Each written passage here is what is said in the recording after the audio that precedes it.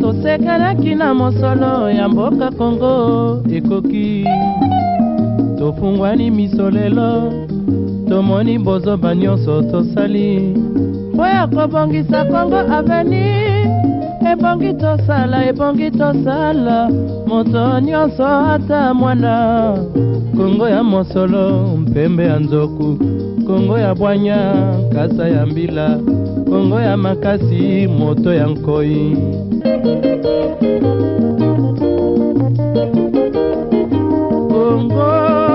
Kongo nde mboka Kongo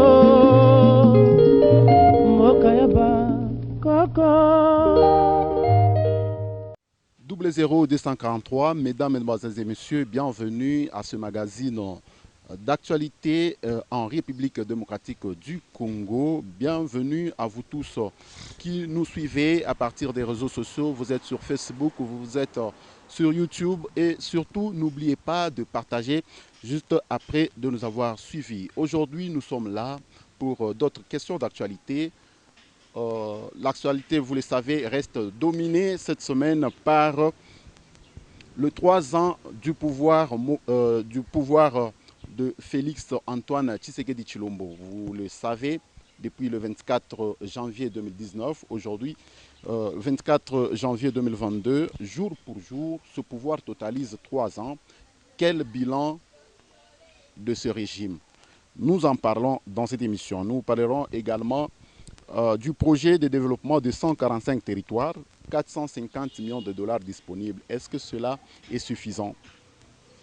La démission informelle, l'éventuelle démission informelle du premier vice-président de l'Assemblée nationale, que retenir de ça? Voilà les questions autour desquelles va graviter l'émission 00243 de ce soir. Je reçois Prince Katouba-Londi, il est avocat au barreau de Lubumbashi, en même temps il est cadre de l'UDPS. C'est une figure qui n'est pas présentée dans cette émission. Maître Prince, bonsoir. Bonsoir. Maître Prince, vous allez bien? Effectivement, je vais bien. Voilà, Maître Prince, d'entrée du jeu, 24 janvier 2019, 24 janvier 2022, ça fait 3 ans, jour pour jour, que Tshisekedi est en train de diriger la République démocratique du Congo. Quel bilan faites-vous de ces 3 ans de mandat? Nul n'ignore que le bilan pendant 3 ans est positif. Je peux même ajouter le terme largement positif. Parce que lorsque Félix Antoine Tshisekedi Tshilombo, l'UDPS, a pris le pouvoir, nous avons trouvé le pays déjà presque enterré. Donc le pays était déjà ce que moi je peux appeler les cadavres. Donc, vous le rejoignez dans Mboka Ekufa? Mboka Ekufa Kala. C'est Tshisekedi qui cherche maintenant à ressusciter ce pays, qui était détruit durant 52 ans. Les 32 ans de Mobutu et les 22 ans de Joseph Kabila. Maître, quand vous parlez de Mboka Ekufa Kala, vous êtes plus dans quel domaine, dans quel secteur? Dans tous les secteurs. Tous les secteurs. Sur le plan sécuritaire, nous avons hérité un pays en insécurité. Les guerres partout, à l'est du pays, au centre, partout, même ici au sud. Donc nous avons hérité un pays sur le plan social chaos. Le peuple congolais n'arrivait pas à se nourrir. Nous avons hérité un pays sur le plan sanitaire vraiment foutu. Il faudrait que la Covid arrive pour que nous puissions comprendre que non, le Congo n'existe plus. Nous avions hérité un pays sur le plan éducationnel chaos, par terre. La Constitution est là, elle promet la gratuité de l'éducation de base, mais les autorités en place ne voulaient pas mettre cette disposition en effectivité. Donc, presque sur tous les plans, le pays était déjà par terre. Donc là, vous sabotez directement les efforts de Joseph Kabila Kabange qui a pacifié ce pays. À en croire le FCC, il a pacifié le pays, il a unifié le pays. Et quand vous dites que le pays avait des guerres ainsi partout, donc vous sabotez les efforts de Joseph Kabila. On ne sabote pas, mais nous disons la vérité. La vérité est têtue. Nous disons la vérité et tout ce que je suis en train de vous dire ici, je n'invente pas. Ce sont des faits que nous avons trouvés. Nous avons trouvé la guerre à l'Est, la guerre qui a fait 18 ans. Et aujourd'hui, le chef de l'État a consacré presque toute une année 2021 à la recherche des solutions pour que le peuple congolais, le peuple de l'Est puisse retrouver la paix. Donc le pays était vraiment par terre. Mboka et Koufa. Donc c'est grâce maintenant à l'UDPS. Le peuple congolais vraiment a de la chance. C'est parce que Tshisekedi est là. Il est venu. Katubalonzi, Mboka et Koufa, c'est ce pays où on a assisté à des détournements de millions de dollars. C'est de ce pays-là que vous dites qu'il était que Mboka et Koufa. Un Mboka et Koufa où Kamere a pris une affaire de 57 millions de dollars. Ici, on parle de 2 millions de dollars. Par là, il y a 400 millions de dollars avec Mouyej. Donc, c'est de ce pays-là que vous dites c'est un Mboka et Koufa. Un Mboka et Koufa qui produit autant d'argent qui sont détournés. Mais il faudrait que Tshisekedi arrive pour que le peuple congolais puisse comprendre que non, il y a eu des détournements. Parce que dans les temps, l'argent de Mouyej n'a pas détourné pendant que Tshisekedi est président de la République. Le détournement de Mouyej a commencé depuis longtemps. Dites-moi, qui avait découvert, qui avait dénoncé? Personne. Donc, Kamere a détourné. Oui, mais Kamere a été arrêté. Kamere a fait la prison. Et c'était pour la première fois qu'un directeur de cabinet de chef de l'État soit arrêté. Voilà, le détournement, c'est une infraction. Parce que la loi existe et les infracteurs doivent également exister. Mais l'essentiel ici, vous détournez, on vous sanctionne. C'est ça l'essentiel. Oui, quand vous faites un bilan, vous pensez qu'il est largement positif. Vous dites que vous avez hérité un pays qui était presque par terre, presque enterré, j'emprunte vos mots, presque enterré. Mais on regarde ce pays enterré, c'est dans ce pays où on voit des milliers de dollars qui sont en train d'être détournés. C'est qu'on on a un peu le droit de nous dire que vous êtes un peu parti vite en besogne ou vous avez utilisé le mot qu'il ne fallait pas en disant Mboka et Koufa. Peut-être dites que Mboka et Lingui et Koufa parce qu'on détourne beaucoup d'argent. Et Lingui et Koufa parce que vous avez arrêté ces gens qui détournaient. Mais quand vous dites c'est Koufa, mais Koufa, vous ne comprenez pas que... Non, on ne pouvait pas dire que Mboka et Lingui Koufa. Parce que avec nous, Mboka et Kokoufate. Ah oui, Elinga qui est Koufa, mais voilà. Grâce à vous, non, Ekoufaki, non, Ekoufaki déjà. Bisotango to etokuti Mboka ici Ekoufi. Ce qu'on te y est avec la grâce de Dieu pour ressusciter maintenant Mboka ou Ekoufaki. Donc ce que tozo telimisango, tozo pesango valeur nango, tozo pesango place nango. Donc redonner la valeur de la République démocratique du Congo, c'est sanctionner les infracteurs. Peu importe sa qualité, son nom. Vous détournez, on vous arrête. Vous tuez, on vous arrête. C'est pourquoi, même si vous observez dans le monde entier, vous allez vous rendre compte que la République démocratique du Congo a au jour d'aujourd'hui une place de choix sur le plan de respect des droits de l'homme. Aujourd'hui, vous ne pouvez pas violer les droits de l'homme et vous êtes identifié, l'infraction reste impunie. Non, c'est ça l'essentiel. Mais dans le passé, on voyait comment est-ce que les gens détournaient de l'argent. Comment est-ce que les gens prenaient même. Ils prennent comme ça. Mais il n'y avait aucune sanction. Voilà, c'est pourquoi nous disons que Mboka et Koufa, les lots aux télémisango, oyibi bakangio. Même dans le monde, dans des vieilles démocraties.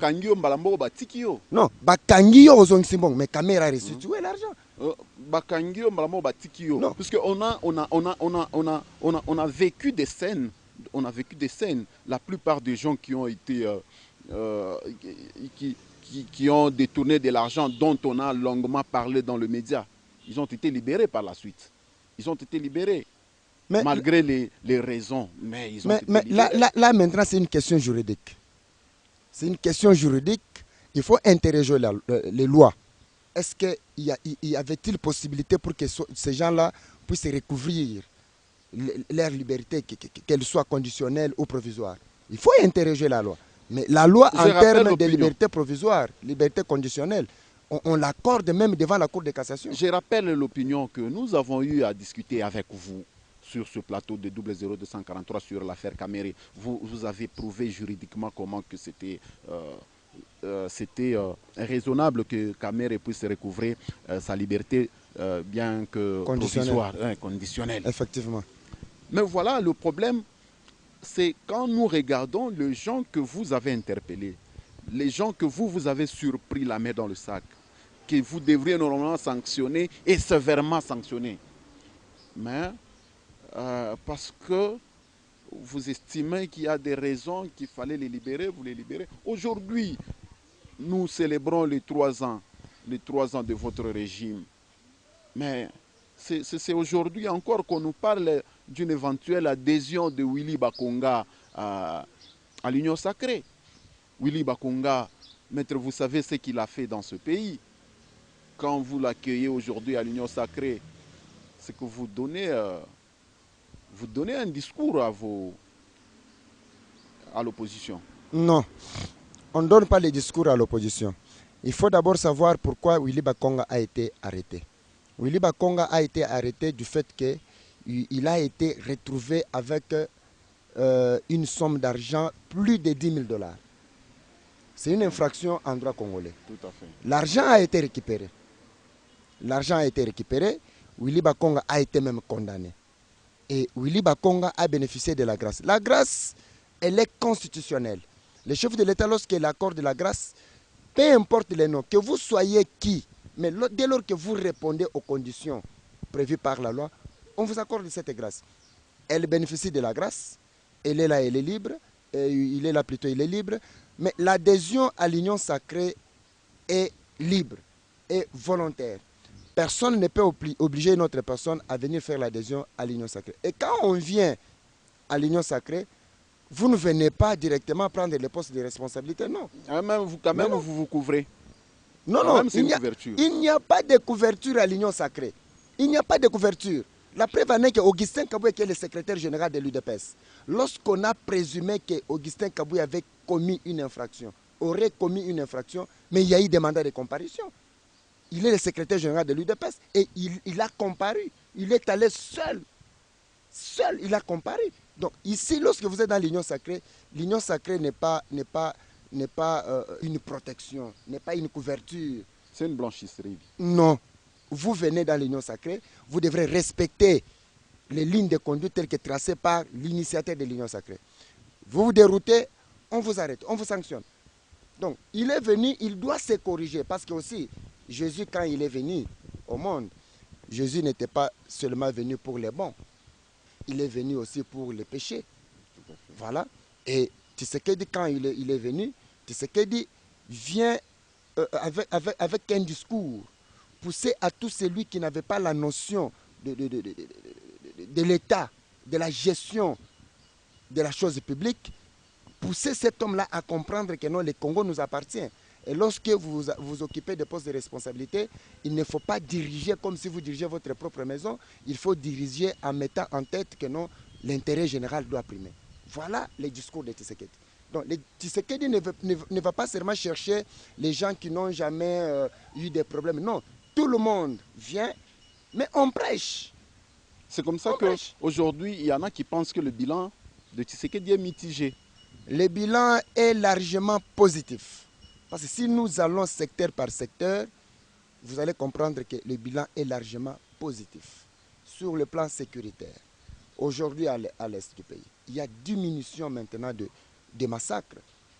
Il y a diminution totale. Et si nous prenons sur le plan éducationnel, la gratuité de l'enseignement aujourd'hui devient vraiment effective. Ça, c'est sur le plan éducationnel. Et même sur le plan social, vous venez de suivre plus de 22 000 fonctionnaires qui ont eu leur numéro matricule. Mais ils ont fait les uns 15 ans, 10 ans, 12 ans. Les autres 8 ans. Mais c'est ce qui vient au pouvoir, il accorde le numéro matricule. Et vous avez suivi même leurs conditions de vie sociale, leur salaire, une augmentation. Il y a même une prime qu'on appelle la prime de la gratuité de l'enseignement. Donc, si nous allons encore loin, sur le plan social, secteur de l'enseignement supérieur, vous allez vous rendre compte qu'aujourd'hui, les étudiants de la République démocratique du Congo ont des bus depuis que le Congo est Congo. C'est aujourd'hui qu'un étudiant se sent capable, il se voit protégé par la République. Il voit la République s'intéresser à lui.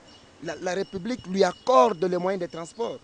Donc, ce ne serait pas accueilli de la même manière qu'ici à Lubumbashi.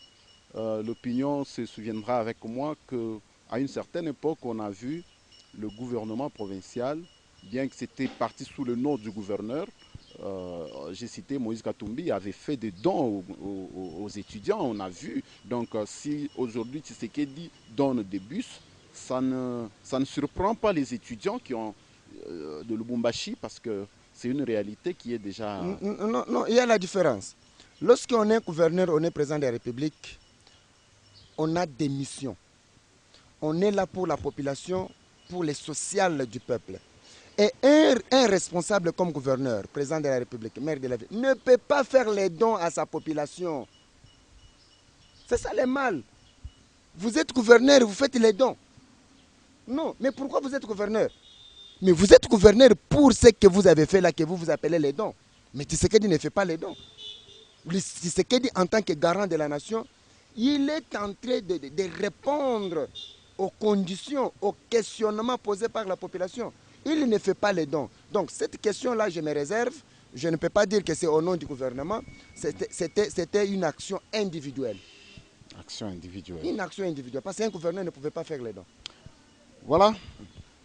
Vous nous avez promis la baisse des prix des produits de première nécessité. On sent qu'il y a toujours une résistance. Quand le pouvoir promet, le peuple se frotte les mains. Comment analysez-vous le fait que le peuple s'est frotté les mains, mais jusqu'à présent, il voit que le prix est toujours galopant? Mais nous venons de fêter. Nous venons de fêter et nous avions suivi même des informations à Kin. Le 1 kg de Thompson, ce qu'on appelle dans les jargons l'impiodi, qui était à 5 000. Aujourd'hui à Kinshasa, c'est à 2 000 francs. Kinshasa, ce n'est pas le Congo. Mais Kinshasa, c'est le miroir de la République. Donc l'action doit d'abord commencer dans la capitale. Après la capitale, là, on va maintenant étendre dans les provinces. Donc vous commencez d'abord chez vous à la maison. Le chef de l'État a une résidence officielle à Kinshasa. Kinshasa, c'est une capitale politique de la République démocratique du Congo. Donc toute action du gouvernement doit commencer d'abord par Kinshasa, produire des effets à Kin. Et après, on va étendre ça dans d'autres provinces. Donc le gouvernement n'a pas un bâton magique pour accomplir une action directement au même moment dans toutes les provinces. Non. Le gouvernement a commencé par Kinshasa. Vous avez suivi comment est-ce que les mamans, même les mamans qui avaient 10 enfants, ce que moi je regrette, c'est quoi? Dans ce pays, une famille qui a 10 enfants, qui était incapable de donner l'impio d'ici, un poisson entier à un enfant. Donc il faut acheter un piodi, vous démorcelez ça en 3 parties. Et vous comprenez? Non, il aurait fallu que Tshisekedi arrive pour qu'un enfant consomme un piodi. Un piodi là, on parle de 18 plus. 18 plus. Donc c'est normal. Donc les prix de surgelés par exemple, la baisse est déjà sensible, la baisse est déjà effective. Donc petit à petit, le gouvernement, le ministre de l'économie a même promis l'achat de bateaux de pêche pour maintenant exploiter nos rivières, augmenter la production locale. Donc nous allons y arriver petit à petit, mais les signaux forts ont été déjà lancés. Les signaux forts ont été déjà lancés. Une dernière question en rapport avec le bilan. Ce pays, nous avons vécu des promesses du président de la République. Il en a fait autant. Mais il ne reste que 2 ans. Est-ce que vous pensez que vous reviendrez encore sur ce que vous nous avez promis, ou bien le peuple a oublié et puis on Non. va chercher autre chose alors. Il a promis autant, il a exécuté autant. Il a promis, il a fait. Même aux États-Unis d'Amérique, Barack Obama et d'autres présidents qui se sont succédés aux États-Unis d'Amérique, personne n'a déjà personne n'a exécuté son programme d'action à 100%. C'est pourquoi souvent on parle de circonstances atténuantes. Des fois. Pourquoi? Parce que lorsque vous avez présenté un plan d'action, vous n'avez pas prévu des imprévus, des cas de force majeure. Tshisekedi promet, mais Tshisekedi n'avait pas un esprit que non, en 2020, il y aura coronavirus. Il promet et coronavirus frappe. Le projet qu'il va lancer bientôt là, durant ces mois de janvier ici, la couverture universelle de santé, santé universelle, c'était un projet qui devrait être effectif à partir de 2021. Mais voilà, parce que le corona a basculé les choses. Maintenant, le projet sera exécuté en 2022. Il avait promis également pour la construction de ponts à l'eau profonde, port à l'eau profonde de Banana. Au Congo central. On va lancer ce projet à la fin de ce mois. Donc, les cas de force majeure étaient arrivés, l'économie était basculée, le budget était même revu à la baisse. Donc, il ne pouvait pas faire autrement. Mais sur le plan financier, la République démocratique du Congo, qui n'avait même pas une réserve d'1 milliard, aujourd'hui nous avons plus de 4 milliards. C'est 5 milliards presque. Donc sur le plan économique, il est à féliciter. Parce que le système macroéconomique est stable au jour d'aujourd'hui. Donc c'est pourquoi je vous dis, le bilan est largement positif. Même si on organiserait les élections demain, l'UDPS, le chef de l'État, a un discours.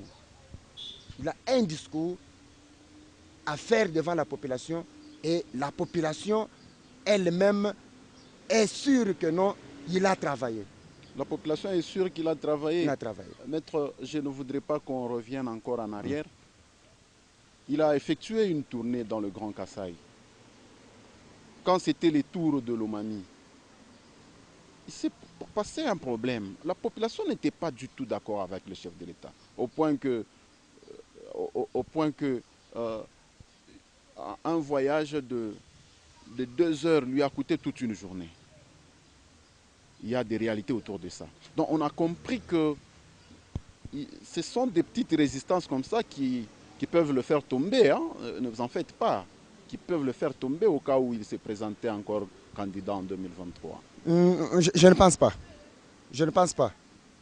Les infrastructures routières de la province de Haut-Lomami, les manques des infrastructures, il ne faut pas mettre ça à charge de Tshisekedi ou sur les dos de Tshisekedi. Non, parce qu'il y avait un projet Tchilégelou qui prévoyait aussi l'amélioration des infrastructures routières dans cette partie. Oui, effectivement, mais le projet Tchilégelou, c'est dans des villes. Dans des villes. Et le projet Tchilégelou ne concerne pas les longs trajets des routes nationales. Okay. Voilà. Cette route est vraiment abîmée il y a plusieurs années. Mobutu a laissé cette route dans la même situation. Mouzé est venu, la route là est restée toujours la même. Joseph Kabila a fait 18 ans, cette route toujours dans les mêmes conditions. Tshisekedi, quand il est venu, il faudrait qu'il passe là-bas, constate la condition de l'impraticabilité de cette route. Pour qu'il la laisse aussi comme les autres. Non, bientôt là, on va commencer les travaux dans ce coin. On va commencer les travaux. Il a vu, il a compris que le pays était détruit. Il a compris que le pays était détruit. Et c'est pourquoi même il a donné les injonctions au gouvernement de prendre les mesures nécessaires. Vous avez suivi les récents conseils des ministres. Donc le ministre des Infrastructures a été vraiment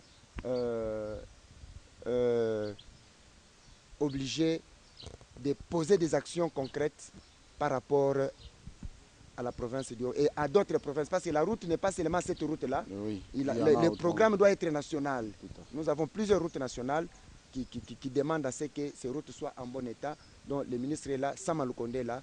Je pense que les actions de grandes envergures seront lancées bientôt. Les actions de grandes envergures seront lancées bientôt. Puisqu'on parle de projet Tchilégelou, moi je voudrais plutôt qu'on puisse aussi parler d'un autre, un nouveau projet qui est déjà apparemment il prend des allures un peu de vitesse. Le projet de développement de 145 territoires. C'est un projet salué par les uns et les autres. Mais il y a déjà 450 millions de dollars disponibles pour la matérialisation de ce projet. Vous pensez que les 450 millions là suffisent pour le développement de 145 territoires? Je pense... Connaissant bien que notre pays a brillé aussi par les détournements de fonds. Oui. Ouais. On dit souvent qu'en commettant des erreurs, on acquiert la sagesse. Mais aussi, il ne faudrait pas seulement dire que non, pour commencer un projet, on doit avoir des milliards. Ici, nous sommes en politique. L'important, c'est qu'on doit d'abord avoir la volonté de faire avec ce qu'on a. On n'en a pas beaucoup, mais avec les 450 millions de dollars, nous sommes capables de faire quelque chose. Donc, nous devons commencer avec ce qu'on a. Nous ne pouvons pas rester souvent dire que non, comme on n'a pas l'argent, le projet va demander des milliards. Commençons seulement à rechercher les 2 milliards. Le jour où nous aurons les 2 milliards, nous allons... Non, c'est pourquoi ce pays reste toujours en retard. Les 18 ans passés ici, les 32 ans passés de Mobutu, si la volonté politique de poser les actions à l'impact visible par rapport au développement de la République était déjà lancée, aujourd'hui Tshisekedi pouvait commencer quelque part. Mais voilà que maintenant, aujourd'hui, par rapport au développement des territoires, il commence à zéro. Pourquoi? Parce qu'on manquait quelqu'un qui pouvait avoir une volonté politique pour lancer les travaux. Ce projet ici, c'est un méga projet.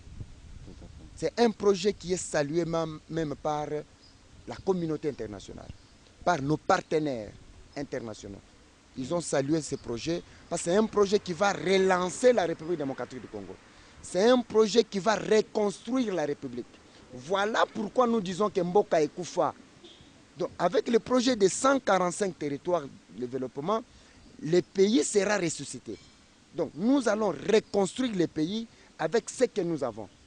Il y aura les infrastructures sanitaires, il y aura les infrastructures éducationnelles, il y a les infrastructures routières. Donc, le pays sera impacté dans tous les domaines.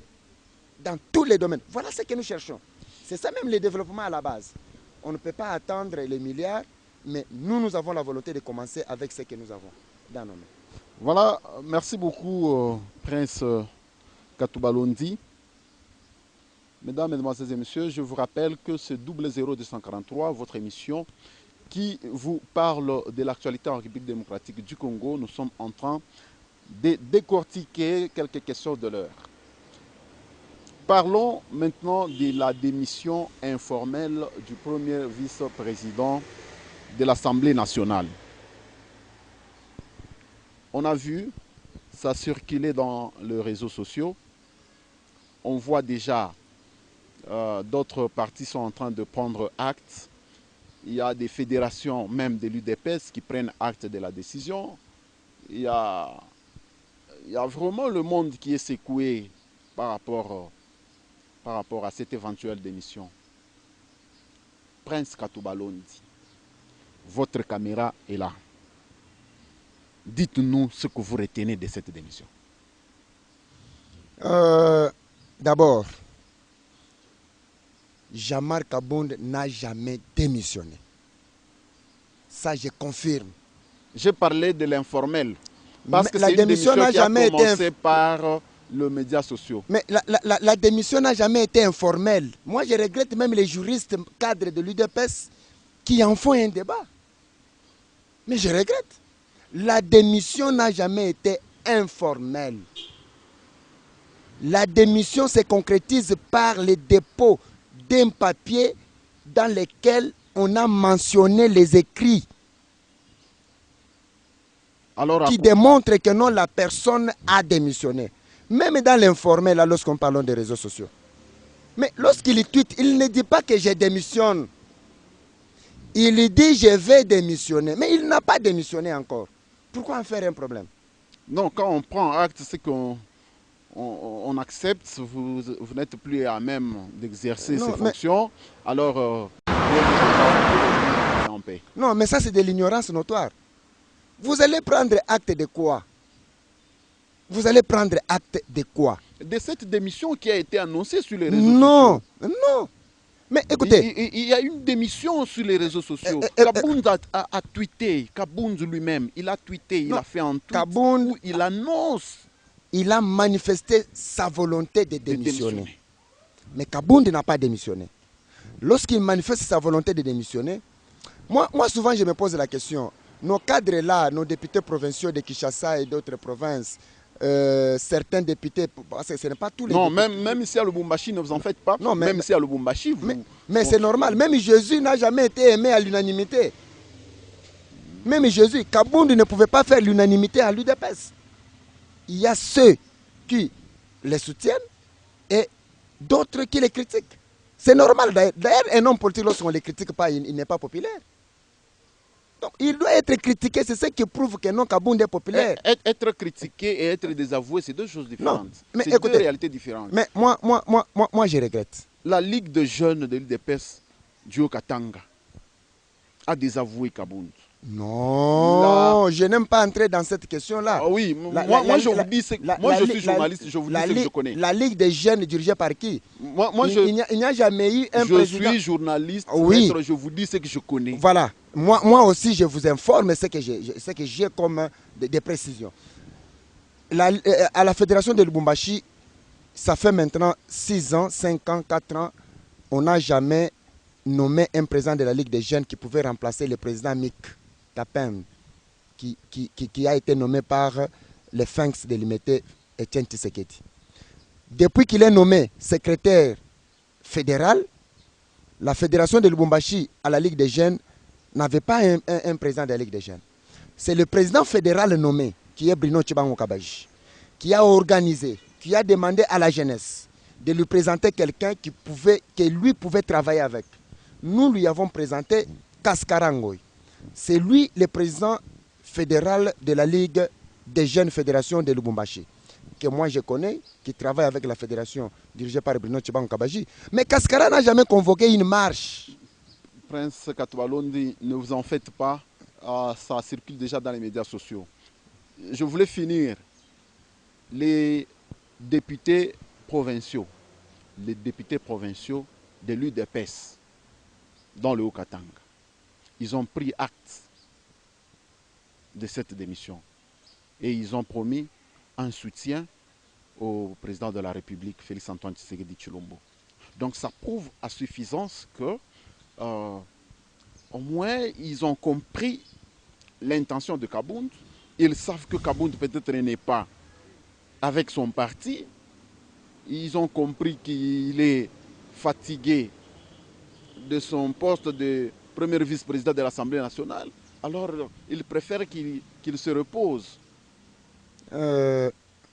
Les députés provinciaux, oui, ils sont libres. C'est la démocratie, c'est la liberté d'expression.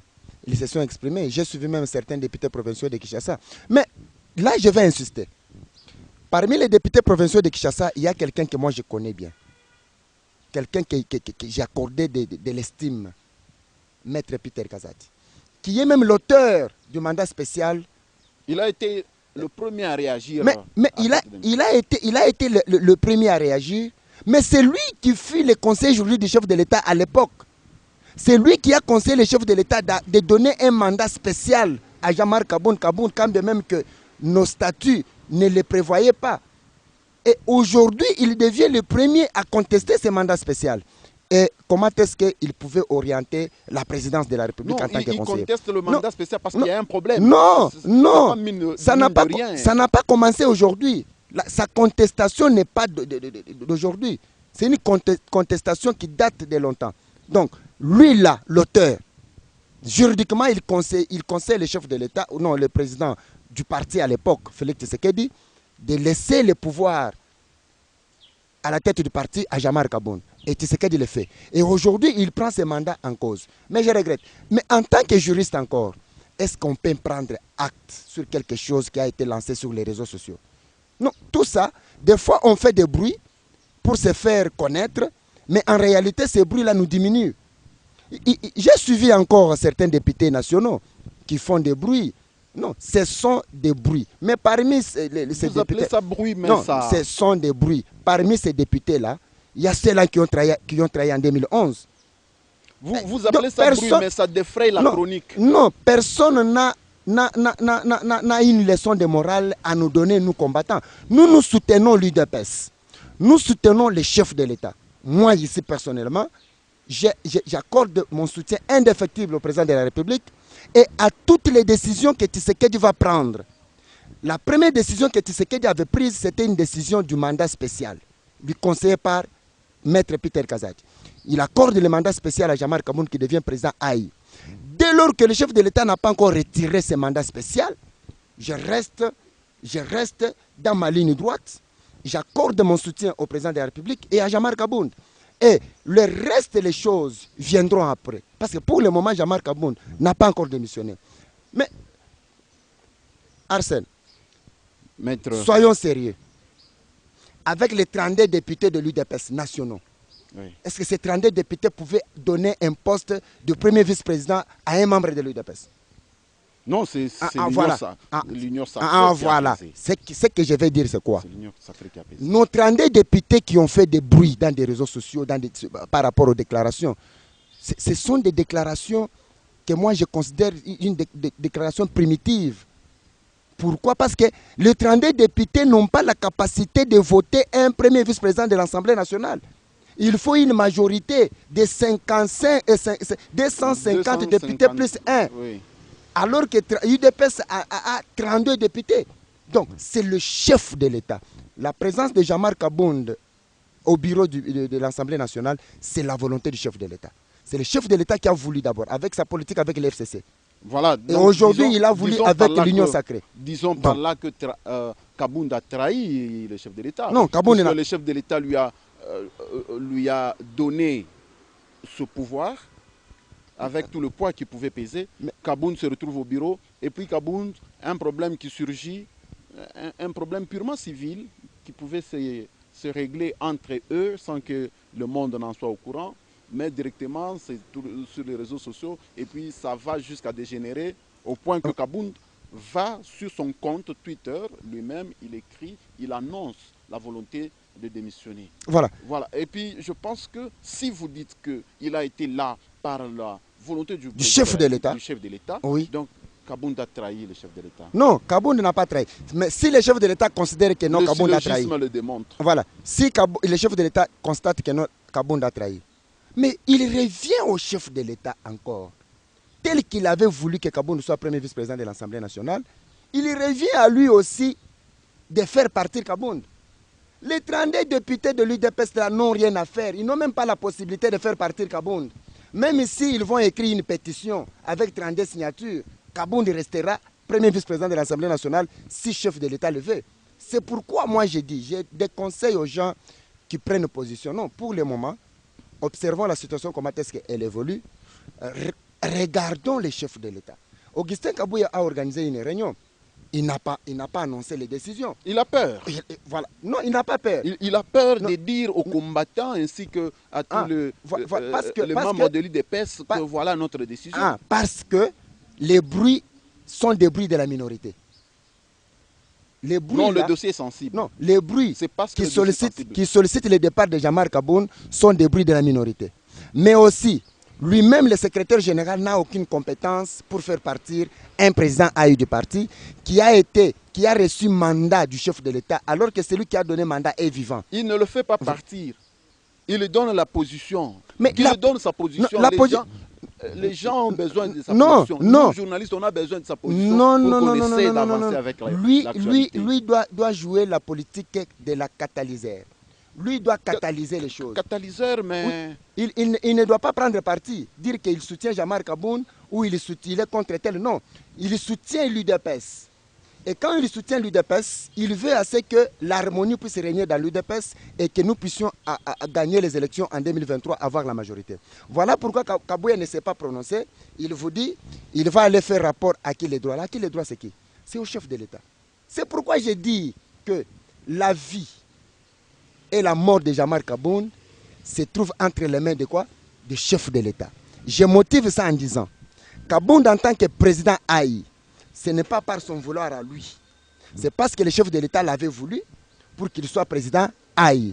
Et la théorie de l'acte contraire veut que à celui qui nomme, c'est à celui-là de révoquer. C'est comme Tshisekedi qui avait accordé le mandat, c'est à Tshisekedi encore de retirer ce mandat spécial. Mais tant que Tshisekedi n'a pas encore retiré le mandat spécial, Kabound reste présent à Haï. Lorsque nous allons dans l'Assemblée nationale, ce ne sont pas les députés de l'UDPS qui ont accordé, quand même que le poste là revient à l'UDPS, mais ce ne sont pas ces députés qui ont accordé ce mandat ce poste-là à Jean-Marc Kabound.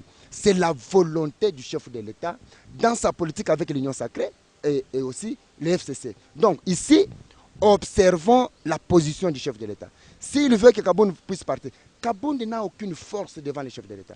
Voilà. Donc, une petite analyse. Le poste là, c'est un poste électif. Si Kabound démissionnait aujourd'hui, ce n'est pas demain que l'UDPS va envoyer quelqu'un. Et l'Assemblée est dans des vacances. Oui. Il faut attendre le 15 mars. Et les élections ne seront pas organisées le 15 mars. On peut arriver au mois de mai, au mois d'avril, au mois de juillet, au mois de juin. Maintenant, tout ce temps-là, que va gagner l'UDPS?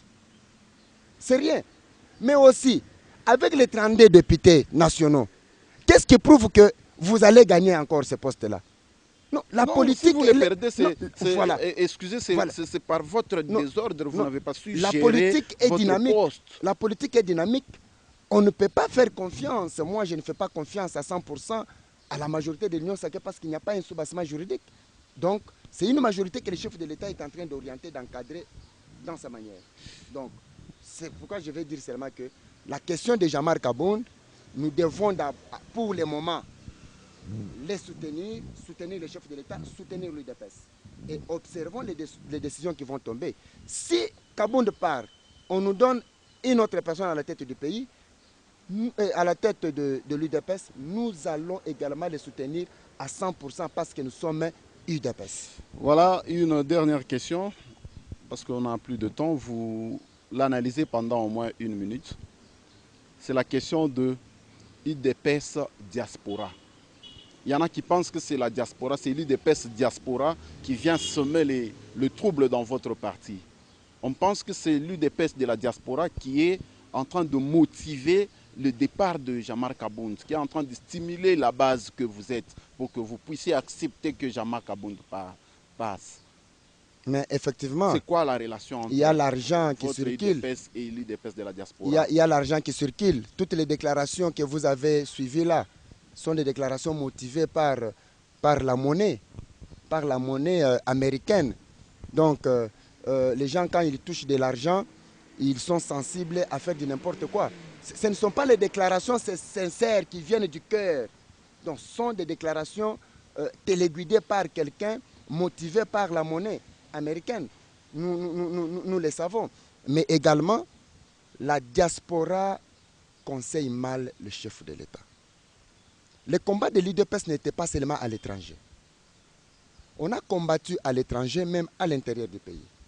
Mais la diaspora veut s'approprier du chef de l'État. Donc, si vous constatez bien tous les postes que le chef de l'État a nommés, la majorité c'est qui? C'est la diaspora. Mais les combattants qui ont combattu à l'intérieur du pays, ces combattants-là se retrouvent où? Voilà pourquoi la diaspora est contre Jean-Marc Kabound, lorsque souvent Jean-Marc Kabound demande au chef de l'État de nommer également les combattants qui ont combattu à l'intérieur du pays. Et souvent, Jean-Marc Kabound freine les actions mal intentionnées de la diaspora. Donc, c'est là que la diaspora n'est pas contente avec Jean-Marc Kabound. Elle veut seulement le départ de Jean-Marc Aboun pour qu'elle reste avec les champs libres. Elle reste avec les champs libres. Alors que Jean-Marc Aboun luttait pour l'intérêt général du parti. Donc, la diaspora, ce sont des combattants de l'UDPS, mais nous demandons seulement à cette diaspora-là de doser et comprendre que non, les combats étaient partout, à l'étranger, même à l'intérieur du pays. Voilà, merci Prince Katouba-Londi pour ces analyses. Merci à vous aussi, mesdames, mesdemoiselles et messieurs. Vous le sentez déjà que nous sommes pratiquement à la fin de ce numéro de 00243 Affaires nationales. Mambo ya Mukini, Mambo ya Inchi, tunasemeza Mambo ya Mukini yetu. Et merci à vous tous qui nous regardez sur les réseaux sociaux. Merci d'aimer et de partager par la même occasion. Vous nous suivez sur YouTube. C'est mieux de vous abonner directement. Voilà, nous disons merci à Prince Katouba-Londi pour votre disponibilité. Nous disons également merci à toute l'équipe technique qui nous a accompagnés ce soir. Nous vous retrouvons incessamment. Ça sera dans un autre numéro avec un autre invité sans doute. Et ça sera avec la même détermination. Et d'ici là, portez-vous bien. Mikolo tosekelaki na mosolo ya mboka Kongo ekoki tofungwani misolelo tomoni bozoba nyonso tosali po ya kobongisa Kongo aveni ebongi tosala moto nyonso ata mwana Kongo ya mosolo mpembe ya nzoku Kongo ya bwanya kasa ya mbila